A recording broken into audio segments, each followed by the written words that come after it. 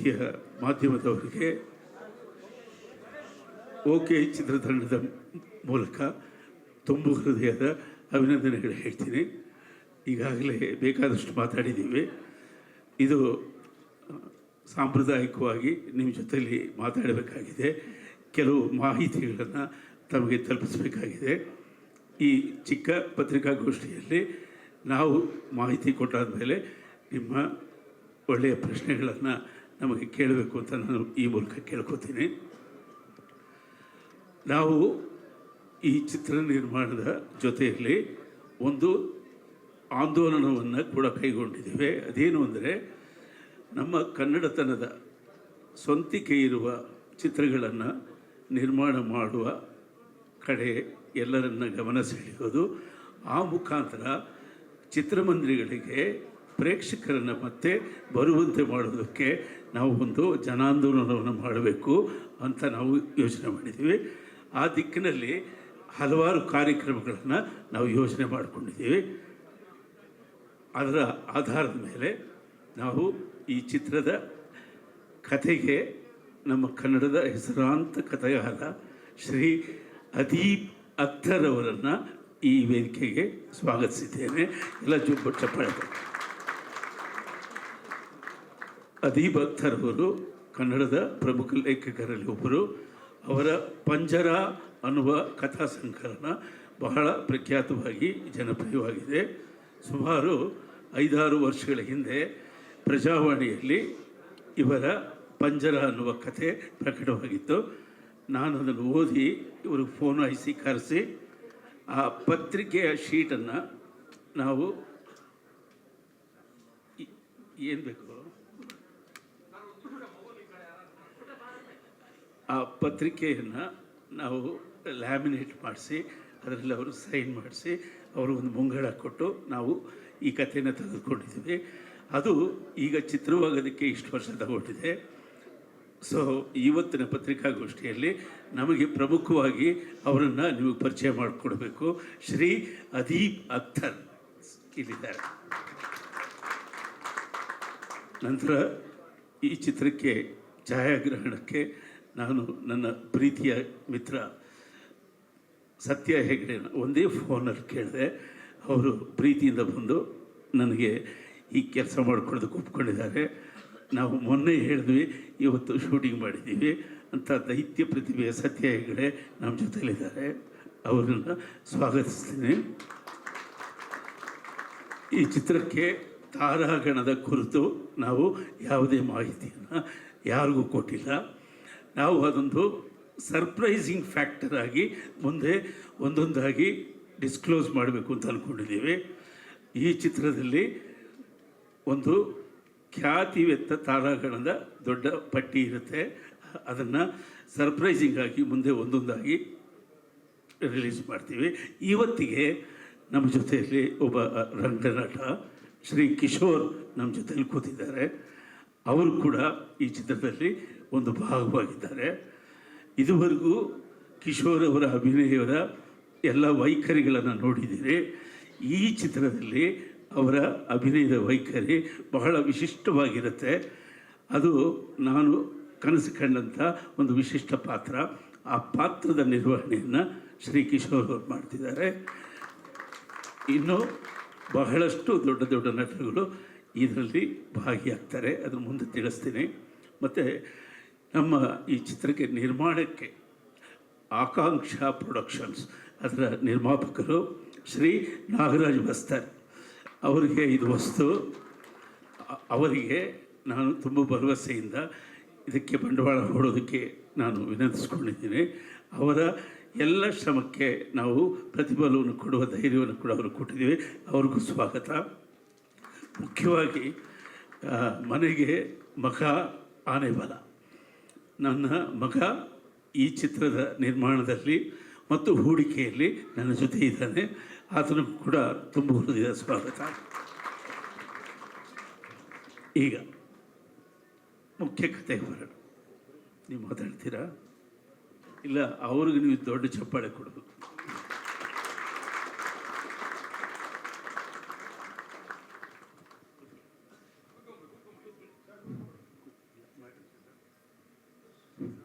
ಪ್ರಿಯ ಕನ್ನಡಿಗರೇ, ನಾನು ಮೂಲತಃ ಉರ್ದು ಲೇಖಕ.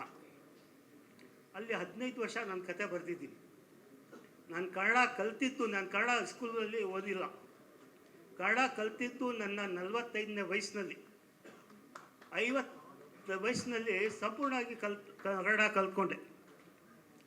ಆಮೇಲೆ ನಾನು ಕನ್ನಡದಲ್ಲಿ ಕತೆ ಬರೆಯೋಕ್ಕೆ ಪ್ರಾರಂಭ ಮಾಡಿದೆ.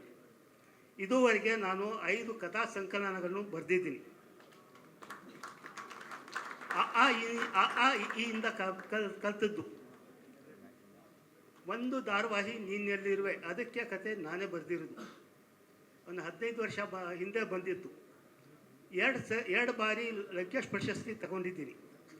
ಕನ್ನಡದ ಎಲ್ಲ ಪತ್ರಿಕೆಗಳಲ್ಲಿ ನನ್ನ ಕತೆ ಪ್ರಕಟವಾಗಿವೆ. ಕನ್ನಡ ಪತ್ರಿಕೆಗಳು ಆಯೋಜಿಸುವ ಕಥಾ ಸ್ಪರ್ಧೆಗಳಲ್ಲಿ ನಾನು ಎಲ್ಲದರಲ್ಲೂ ಬಹುಮಾನ ಪಡೆದಿದ್ದೀನಿ. 2 ಬಾರಿ ಪ್ರಜಾವಾಣಿನಲ್ಲಿ ಕಥಾ ಬಹುಮಾನ ಪಡೆದಿದ್ದೀನಿ. 6 ವರ್ಷಗಳ ಹಿಂದೆ ನಾನು ಒಂದು 15 ಕತೆ ಬರೆದೆ. ನಾನು ತುಂಬ ಕತೆ ಓದ್ತೀನಿ. ಹಿಂದಿ ಮತ್ತು ಕನ್ನಡ ತುಂಬ ಕತೆ ಓದ್ತೀನಿ. ನಾನು ಬರೆಯೋದು ಮಾತ್ರ ಪತ್ರಿಕೆಗಳಲ್ಲಿ ಏನೈತೆ, ಹೊಸ ಸುದ್ದಿ ಏನೈತೆ ಅದು ನೋಡ್ಕೊಂಡು ಬರೆಯೋದು. ನಾನು ಏನು ನೋಡ್ತೀನಿ ಅದು ಬರೆಯೋದಿಲ್ಲ. ನಾನು ಈ ಪ್ರಪಂಚಕ್ಕೆ ಏನು ಬಯಸ್ತೀನಿ ಅದು ಬರೆಯೋದು. ಈ ಪ್ರಪಂಚ ಯಾವ ರೀತಿ ಬದಲಾವಣೆ ಆಗಬೇಕು ಆ ರೀತಿ ಬರೆಯೋದು. ನಾನು ಕನ್ನಡಕ್ಕೆ ಬಂದಾಗ 45ನೇ ವಯಸ್ಸಿನಲ್ಲಿ ನನಗೆ ಭಾಳ ಇದ್ದಾಯಿತು, ಏನು ಬರಿತೀನಿ ಇಲ್ಲ ಅಂತ. ಒಂದು ಉರ್ದುವಿನ ಶೇರ್ ಐತೆ, ಅದಕ್ಕೆ ಶಾಯರಿ, ಮುಂದೆ ಇದೆ ಒಂದು ಬೆಂಕಿಯ ಸಮುದ್ರ, ಮುಂದೆ ಇದೆ ಒಂದು ಬೆಂಕಿಯ ಸಮುದ್ರ, ನಾವು ಹೊರಟಿದ್ದೀವಿ ಮೇಣದ ದೋಣಿಯಲ್ಲಿ.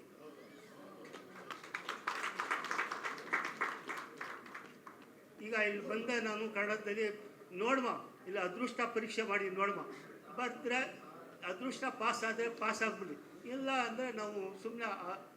ನಾನು ವ್ಯಾಪಾರಸ್ಥ, ತುಂಬ ಸಮಯ ಸಿಗುತ್ತೆ. ನಾವು ನೋಡಿದೆ, ಬಂದು ಇಲ್ಲಿ ಏನಾಯಿತು ಅಂತ ಹೇಳಿದ್ರೆ ಕನ್ನಡಿಗರು ನನಗೆ ತಪ್ಕೊಬಿಟ್ರು. ಮತ್ತೆ ನಾನು ಉರ್ದು ಕತೆ ಬರೆಯಲು ಹೋಗಿಲ್ಲ. ಕನ್ನಡ ನನ್ನ ಮನಸ್ಸಿನಲ್ಲಿ ಎಷ್ಟೈತೆ ಅಂತ ಹೇಳಿದ್ರೆ ನಾನು ಹೇಳೋದಿಲ್ಲ.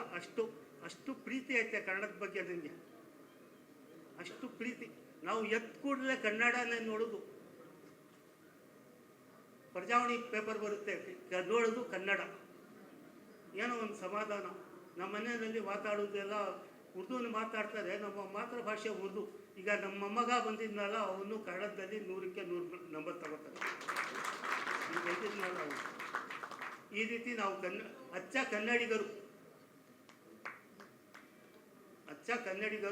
ನಾನು ಬುದ್ಧ ನನಗೆ ಟೀಚರ್ ಅಂತ ನಂಬ್ಕೊಂಡಿರೋದು. ಬುದ್ಧ ನನ್ನ ಟೀಚರ್. ಭಾಳ ತುಂಬ ಜೀವನದ ಬಗ್ಗೆ ತುಂಬ ಹೇಳ್ಬಿಟ್ಟು ಹೋಗೋದು. ಅವನು ಅರಮನೆ ಬಿಟ್ಬಿಟ್ಟು ಹೊರಟೋದ್ನ. ನಾವು ಇಲ್ಲದಿರೋದು ಒಂದು ಅರಮನೆ ನಾವು ಕಾಯುವುದಿಲ್ಲ, ಬೇಕಾಗಿಲ್ಲ. ನಾನು ಏನೋ ಕನ್ನಡಕ್ಕೆ ಬಂದಿದ್ದೀನಿ.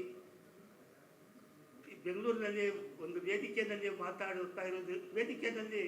ಮಾತಾಡ್ತಾ ಇರೋದು ಇದೇ ಮೊದಲನೇ ಬಾರಿ. ಹಿಂದೆ ಎಲ್ಲ ಕನ್ನಡಿಗರು ನನಗೆ ಅವ್ರ ಮನಸ್ಸಿನ ವೇದಿಕೆಯಲ್ಲಿ ನಿಲ್ಲಿಸಿದರು. ಅವ್ರ ಮನಸ್ಸಿನ ವೇದಿಕೆಯಲ್ಲಿ ಅವ್ರ ಮನಸ್ಸು ಗೆದ್ದಿದ್ದೀನಿಲ್ಲ ನಾನು, ಅದೇ ನನಗೆ ಸಂತೋಷ. ಈ ಜೀವನದಲ್ಲಿ ಏನು ಮಾಡಿದೆ ಅಂತ ಹೇಳಿದ್ರೆ ಕನ್ನಡ ಕಲಿತೆ. ಈ ಕನ್ನಡದ ಋಣ ನಾನು ತೀರಿಸ್ಬಿಟ್ಟು ಹೊರಟೋಗ್ತಾ ಇದ್ದೀನಿ. ಈಗ 25 ವರ್ಷದಿಂದ ನಾನು ಕನ್ನಡದಲ್ಲಿ ಕತೆ ಬರೀತಾ ಇದ್ದೀನಿ. ನನಗೆ ಸಾಕು ಜೀವನ, ತುಂಬ ಸಂತೋಷ ಆಗಿದೆ, ಬೇಜಾರಿಲ್ಲ. ಏನೋ ನಮ್ಮ 5 ವರ್ಷ ಹಿಂದೆ ನಮ್ಮ ಸರ್ ನನ್ನ 15 ಕತೆ ಪ್ರಜಾವಾಣಿ ಕಥಾ ಸ್ಪರ್ಧೆಯಲ್ಲಿ ಬಹುಮಾನ ಬಂದು, ಅದು ಪತ್ರಿಕೆ ಸಾಪ್ತಾಹಿಕದಲ್ಲಿ ಬಂದಾಗ ಇಬ್ಬರು ಡೈರೆಕ್ಟರ್ ಫೋನ್ ಮಾಡಿದ್ರು, ಈ ಕತೆ ನಾವು ಡೈರೆಕ್ಟ್ ಮಾಡ್ತಾ ಇದ್ದೀವಿ, ನಿಮ್ಮ ಒಪ್ಪಿಗೆ ಕೊಡಿ ಅಂತ. ಅವರು ಅಪರಿಚಿತರು, ನಾನು ಅವ್ರ ಹೆಸರೇ ಹೇಳಿಲ್ಲ. ನಾನು ಬೇಡ, ನನಗೆ ಬೇಕಾಗಿಲ್ಲ ಅಂತ ಹೇಳಿ ಇಬ್ಬರಿಗೂ ಅದೇ ರೀತಿ ಹೇಳಿ. 3ನೇ ಬಾರಿ ನಮ್ಮ ಸರ್ ಅವ್ರದ್ದು, ಹಂಸಲೇಖ ಸರ್ ಅವರಿಂದ ಫೋನ್ ಬಂತು. ನಾವು ನಮ್ಮ ಮನೆಯವ್ರಿಗೆ ನಮ್ಮ मैं अपनी पत्नी से मशवरा किया, तब उन्होंने इसका ये बहुत बड़ा ऑफ़र है, इसे मत ठुकराइए, आप जाकर उसे बोके कर दीजिए कहता है। ಆ ಬೋಕೆ ಅಲ್ಲಿ ನಾನು ಇಲ್ಲಿ ಬಂದೆ, ಅವರು ಯಾರು ನನಗೆ ಇನ್ನೊಬ್ಬರು ಕನ್ನಡ ಪ್ರೇಮಿಯ ನನಗೆ ಅವರು ಹಾರ್ಟ್ ಅಟ್ಯಾಕ್ ಆಗಿ ಸತ್ತೋದ್ರು, ಅವರ ಆಫೀಸ್ಗೆ ಕರ್ಕೊಂಡು ಹೋಗಿದ್ರು. ಇವರು ತುಂಬ ಏನೋ ಅಲ್ಲಿ ಪ್ರೀತಿಯಿಂದ ತುಂಬ ಮಾತಾಡಿ ಅವ್ರ ಪಕ್ಕದಲ್ಲಿ ಕೂತ್ಕೊಂಡು ಇಲ್ಲಿ ಇಷ್ಟು ಮಹಾನ್ ವ್ಯಕ್ತಿ ಪಕ್ಕ ನಾನು ಕೂತ್ಕೊತಾ ಇದ್ದೀನಿಲ್ಲ, ಅದೇ ಒಂದು ಸಂತೋಷ. ಅವರು ಹುಟ್ಟಿದರೆ ಕನ್ನಡ ನಾಡಲ್ಲಿ ಹುಟ್ಟಬೇಕು ಅಂತ ಬರೆದಿರೋದು, ಅಂಥ ವ್ಯಕ್ತಿ ಪಕ್ಕ ನಾನು ಕೂತ್ಕೊತಾ ಇದ್ದೀನಿಲ್ಲ ಅಂತ ಹೇಳಿ ನಾನು ದಿವಸ ನೀವು ಏನು ಹೇಳ್ತೀರಾ ಅದಕ್ಕೆ ಓಕೆ ಅಂತ ಹೇಳ್ಬಿಟ್ಬಿಟ್ಟು, ನೀವೇನು ಹೇಳ್ತೀರಾ ನಾನು ಏನು ಅಡ್ಡ ಮಾತಾಡ್ತೀರಾ ಓಕೆ ಅಂತ ಹೇಳಿದೆ. ಇದು ಏನೋ ಅವ್ರಿಗೆ ಒಳ್ಳೇದಾಗಲಿ, ಇವ್ರಿಗೆ ನಾನು ಏನಾದ್ರು ಕಾರ್ಯ ಮಾಡಬೇಕಾದ್ರೆ 20ನೇ ತಾರೀಕಿಗೆ ಮಾಡೋದು. ಅದು ಏನೋ 20ನೇ ತಾರೀಕು ನನಗೆ ತುಂಬ ಸಂತೋಷ. ಆವತ್ತು ಇವರ ಮೊಬೈಲ್ ಮೆಸೇಜ್ ಬಂದಾಗ 20ನೇ ತಾರೀಕು ನಾನು ಶುಕ್ರವಾರ ನಮಾಜಿಂದ ಬಂದಾಗ ಇವರ ಮೆಸೇಜ್ ಬಂದಿತ್ತು. ಆವಾಗ ನಾನು ನೋಡ್ಬಿಟ್ಟು 20ನೇ ತಾರೀಕು ಶುಕ್ರವಾರ ನಮ್ಮ ವಿಶೇಷ ಪ್ರಾರ್ಥನೆ ಇದೆಯಲ್ಲ ಅದು ನೀವು ಆಡ್ಕೊಂಡು ಬಂದಿರೋದು, ಏನೋ ಇದು ಒಳ್ಳೇದಾಗುತ್ತೆ ಅಂತ ಹೇಳ್ಬಿಟ್ಟು, ಸರ್ ನಾನು ನಿಮ್ಮ ಇದಕ್ಕೆ ಕಾರ್ಯಕ್ರಮಕ್ಕೆ ನಾನು ಬರ್ತಾ ಇದ್ದೀನಿ, ಇದು ಕತೆ ಯಾರ್ದು ಅಂತ ಕೇಳಿದೆ ನಾನು ನೇರವಾಗಿ. ನಿಮ್ಮದೇ ಕತೆ ಪಂಜರ, ನಾವು ಓಕೆ ಅಂತ ಮಾಡ್ತಾ ಇದ್ದೀವಿ ಅಂತ ಹೇಳಿದ್ರು. ಆ ಕತೆಗೆ ಪಂಜರ ನನಗೂ ಈಗಲೂ ಇಷ್ಟ ಇಲ್ಲ. ನಾನು ಆ ಕತೆ ಹಿಂದಿನಲ್ಲಿ ಬರೀತಾ ಇದ್ದೀನಿ. ನಾನು 3 ಭಾಷೆಯಲ್ಲಿ ಬರೀತೀನಿ. ಉರ್ದುನಲ್ಲಿ ಈಗ ಬರೆಯೋಕ್ಕೆ ಇಲ್ಲ, ನಾನು ಬರೀತಾ ಇಲ್ಲ. ಯಾಕಂತ ಹೇಳಿದ್ರೆ ಜಾಸ್ತಿ ಜನ ಓದೋದಿಲ್ಲ ಈಗ ಕನ್ನಡ, ಉರ್ದು ಓದ್ತಾ ಇಲ್ಲ.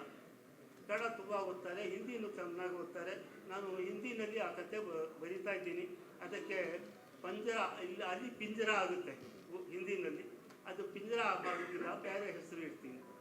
ಒಟ್ಟಲ್ಲಿ ನಮ್ಮ ಸರ್ಗೆ ನಾನು ಏನೋ ಇಷ್ಟು ಈ ವೇದಿಕೆಯಲ್ಲಿ ನಾನು ಬಂದು ನಿಂತ್ಕೋಬೇಕಾದ್ರೆ ನನಗೆ ಕನ್ನಡ ತಗೊಬಂದು ನಿಲ್ಲಿಸಿರೋದು ಇಲ್ಲಿ ಕನ್ನಡ ತಗೊಬಂದು ನಿಲ್ಲಿಸಿರೋದು ನಾನೆಲ್ಲ ಬಂದು ನಿಂತಿರೋದು ಇಲ್ಲಿ ಕನ್ನಡ ನನಗೆ ತಗೊಬಂದು ನಿಲ್ಲಿಸಿರೋದು. ಇದು ಒಳ್ಳೇದಾಗುತ್ತೆ ಅಂತ ನಾನು ಯೋಚನೆ ಮಾಡ್ತಾ ಇದ್ದೀನಿ.